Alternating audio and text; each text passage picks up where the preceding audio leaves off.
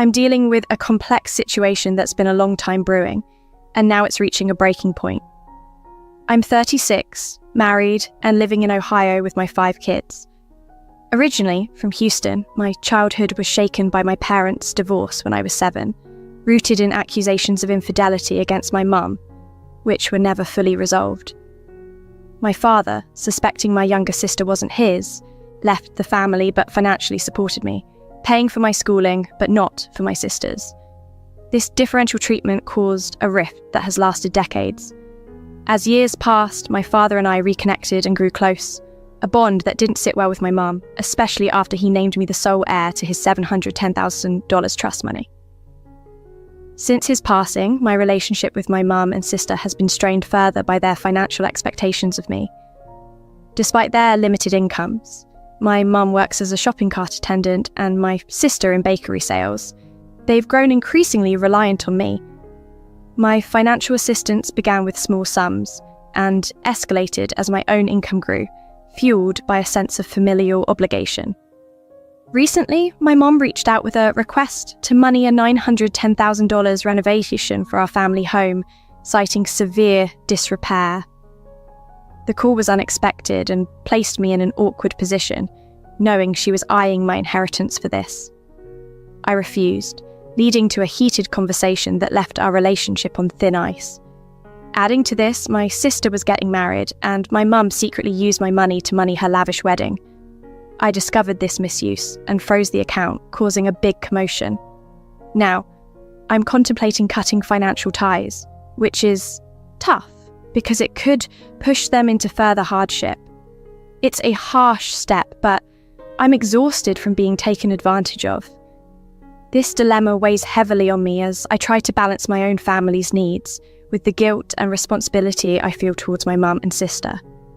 I'm torn between my sense of duty and the need to protect my own financial stability. We were discussing the trust money, and I initially agreed to lend up to $90,000. In hindsight, it was a hasty decision to offer such a large amount without much thought. Despite my initial reluctance, once I made the commitment, I felt obligated to follow through. My husband suggested a prudent approach: lend the money in installments and assess the progress of the renovations at my mother's house before releasing further money. I informed my mum of our plan to distribute the $90,000 in portions. To facilitate this, I reactivated an old bank account in Houston, transferring the first installment of $90,000 into it and giving my mum access. My mum questioned why I hadn't transferred the money directly into her account. I came up with a weak excuse, although the strategy was my husband's idea. I was hopeful but not confident that she would repay the money. 3 months into the arrangement, I had transferred a total of $20,000. It was becoming clear that their kindness was driven by financial interest. I felt deeply misled by their deceit just to extract money from me. Adding to the confusion, I discovered through a friend, whose husband is a wedding planner, that my sister was planning a lavish wedding. It wasn't just any wedding, it was described as a grand affair expected to cost around $90,000. I was hurt, not only by being excluded from the guest list of 210 people, but also by learning about the wedding through an outsider. I checked the bank account where I had been sending money for what I thought was home renovation. It was empty. When I confronted my mum, she claimed that the renovation was still pending, despite having hired a company. Her lies were becoming too much to handle. After realising the extent of the deceit, that the money S meant for medical and renovation needs were diverted to money my sister's extravagant wedding, I decided to stop all financial support. I ignored their calls and texts. Regardless of earning more or inheriting more from our father, I could no longer justify supporting their dishonesty. I resolved to protect myself from further manipulation and false pretenses. It was a painful decision, but necessary to preserve my well-being and financial integrity.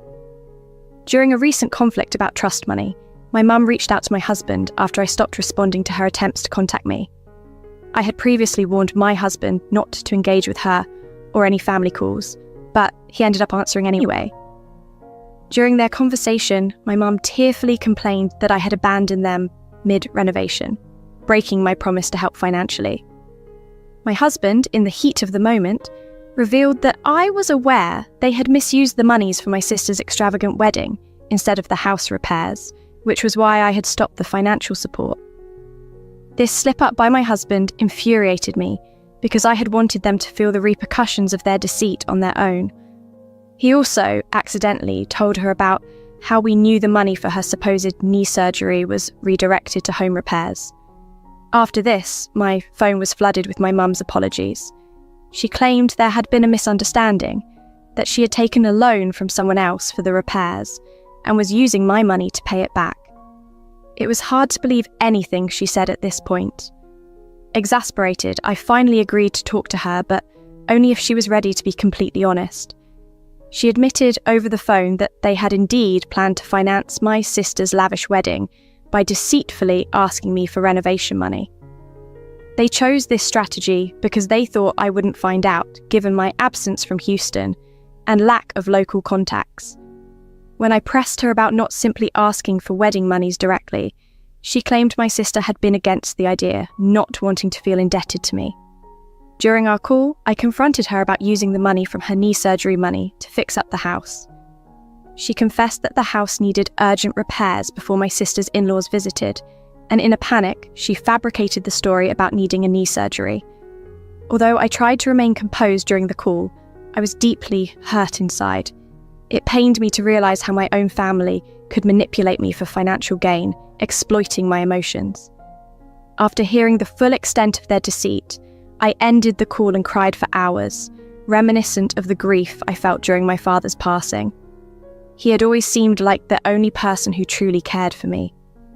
A few days later, my mum left a voicemail asking for the remaining money to continue with the wedding preparations, still showing no remorse.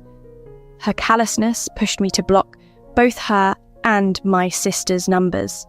I warned my husband sternly not to engage with them any further, threatening him with consequences if he disobeyed. Meanwhile, my aunt, who lives near my mum, mentioned that the wedding plans were struggling without my financial support. I felt conflicted. On one hand, I was saddened by my role in potentially spoiling my sister's wedding, but on the other, I felt justified in protecting myself from further exploitation. On the wedding day, my mum's last message declared she was disowning me, a statement that left me devastated. Despite the accusations of being cruel and selfish, I knew I had to stand by my decision to cut them off financially. My friend, whose husband was involved in planning the wedding, informed me that the event might be cancelled due to unpaid bills. She inquired if I would help, but I decided against it, choosing instead to stand firm and not contribute further to a facade maintained by deceit. I found myself recalling the painful moment when I listened to my mother's last voicemail, announcing she had disowned me. I wondered why I had exerted so much effort for them when the end result was rejection. Perhaps my responses weren't always perfect, but they were provoked by their hurtful actions. To distract myself and the kids, I turned off my phone and we spent the day out. The next day, my friend called, upset about the damage the recent wedding had done to her husband's reputation. Apparently, on the wedding day, my mom and sister had desperately asked her husband to pull together basic arrangements and promised an additional $30,000 on top of the already paid $40,000, which just covered the venue. Despite his efforts to provide decent food and decor, the wedding was poorly received by the guests and the groom's family, leading to harsh criticism. In a scramble to deflect blame, my sister accused the wedding planner of ruining everything, a sentiment echoed by others. My friend's husband, though angry, stayed silent to protect my sister's future at my mother's request, bearing the blame himself. Yet, the promised additional payment was never made. Hearing about the ordeal made me feel a deep embarrassment for my family. I remained silent as my friend vented, not wishing to add to the drama. She reassured me that she didn't blame me, but simply needed to express her frustrations. Despite my own embarrassment, my husband pointed out that the family had brought this upon themselves by living beyond their means to impress others. He reassured me that distancing ourselves from their deceit was for the best, and I couldn't help but see the truth in his words. Now, onto the next troubling revelation.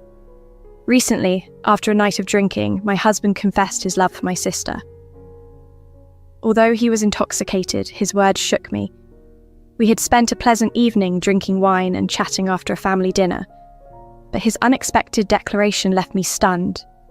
The next morning, sober and silent, I pondered his words, unsure if they were just drunken ramblings or if they held a deeper truth.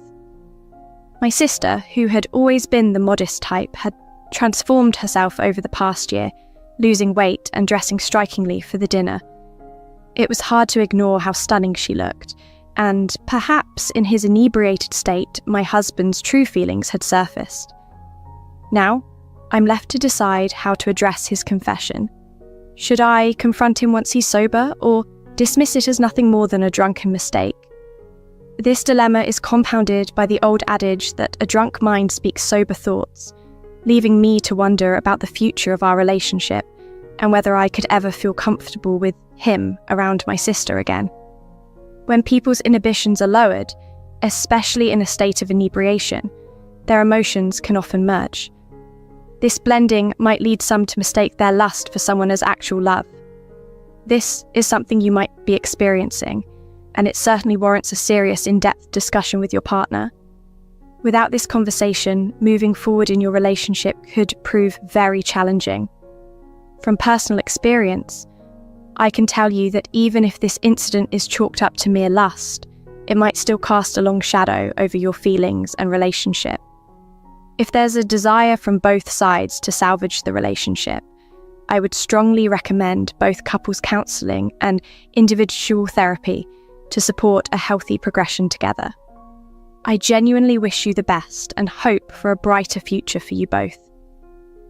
A similar thing happened to me once. My ex mistakenly professed his love for my twin sister while intending to address me. Despite his excuses, it became clear he had feelings for her and was close to me primarily to be near her. Eventually, my sister even started dating him, which was a hard pill to swallow, considering our competitive upbringing and complicated family dynamics. It's critical to have that heart-to-heart with your husband sooner rather than later. If he's behaving as if nothing happened, you might wonder if he even remembers his words.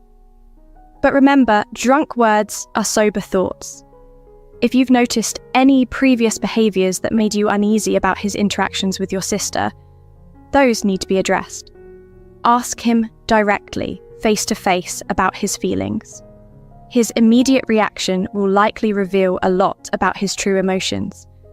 My husband always had a fondness for my family, especially my sister, who has been my closest ally and friend.